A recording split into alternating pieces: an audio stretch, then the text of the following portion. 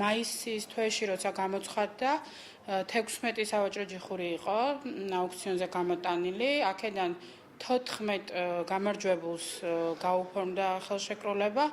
ამ სავაჭრო ჯიხურებზე გამარჯვებულებმა არ გააფორმეს, იმიტომ რომ ჩვენაც მივიჩნევდით და ისინიც დარწმუნებული იყვნენ, რომ ეს იყო არარეალური თანხა. ადმინისტრაციამ თავიდან გამოიტანა და შედეგები დღეს კი ნახეთ, რომ არის გამარჯვებულები. ჩვენ გავყევით ამ აუქციონს, რა თქმა უნდა, მეტი შემოსავლეს წყარო არ ქონდა, ჩვენ არ დაგვითმია, მაგრამ არის უკვე სეზონის ბოლო, აგვისტოს დასაწყისი და ამ აგვისტოს დასაწყისში თუ ისურვებს კაცი, რომ გადაიხადოს თანხა და შემევიდეს და ნულიდან დაიწყოს ეს მცირე ბიზნესი, არ ვიცი, ჩემამდე არ დადის.